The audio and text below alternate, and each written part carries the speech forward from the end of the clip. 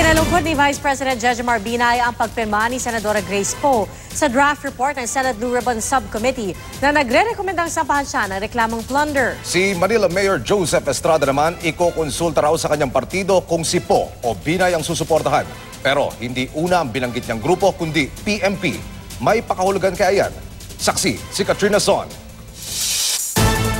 Hindi ko naman makakalimutan na kaibigan sila ng aking tatay at tinuturing ko rin namang kaibigan. Pero pagdating po sa ating trabaho at responsibilidad sa bayan, syempre kailangan din natin isipin kung hangganan ba, hanggang saan ang pagkakaibigan. Hindi lang pala sa salita ang pahayag na yan ni Senadora Grace Poe patungkol sa kampo ni Vice President Jejomar Binay. Nilakipan din pala ng gawa. Itinakda niya ang hangganan ng pagkakaibigan niya at ni Binay nang pirmahan kahapon ang draft partial report ng Senate Blue Ribbon Subcommittee na nagre-rekomendang sampahan ng reklamong plunder ang Vice-Presidente. Kaugnay yan ng mga aligasyon ng anomalya sa lungsod ng Makati, lungsod kung saan matagal nang nagsisilbing alkalde si Binay bago ang kanyang anak. Sabi ni Poe na pang-apat sa mga pumirma, suportado raw ang report ng mga dokumento at testimonya na hindi pa nasasagot ng matibay na ebidensya para pabulaanan ng mga ito. Siyam na pirma lang mula sa 17 miyembro ng komite ang kailangan para maging opisyal at umusad ang report. Ikinalungkot ito ni Binay. Sabay sagot din sa hinahanap ni Poe na ebidensya para kontrahin ang mga aligasyon. Kung matatandaan, hinikayat noon ni Poe si Binay na humarap sa Senado. Lubaha po akong nabunakot na si Senator po naniwala dun sa mga nagsisinungaling. Hindi naman ho kami pinapagpaliwanag na maigi doon. Tuwing kami ho ay nagpapaliwanag, tinatakot, minumura, binubuli. Sa gitna ng mga kontrobersya, tuloy ang paglilibot ni Binay kabilang sa San Francisco, Quezon, bayan na inalok niyang maging sister city ng Makati.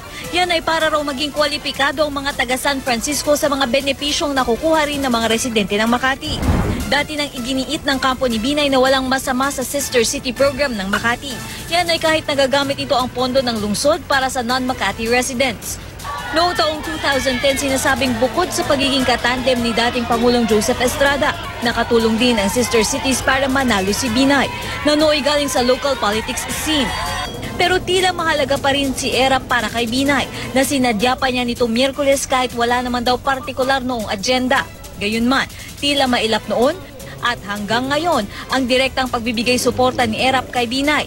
Kanina nang tanungin muli kung kay Binay ba o sa inaanak na si Poe ba ang itataas niyang kamay para sa 2016 presidential elections. Sinabi niyang kukonsultahin pa niya ang kanyang partido.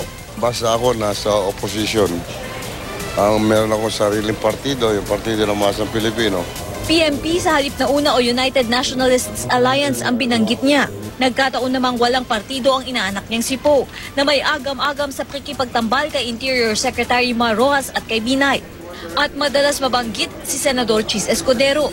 Gayunman, sa ngayon ay bahagi pa rin ang PMP ng una, ang alyansang kumupkop kay Binay mula nang umalis ito sa dati niyang partido na PDP Laban. Si Rojas naman matapos questionin kahapon ng pagbibigay kulay daw sa aniya ay pagtatrabaho lang niya bilang Interior Secretary. Pinangunahan kanina ang paglulunsad ng Project SafeCam ng PNP. Ito yung paglalagay ng CCTV bilang pangontra krimen.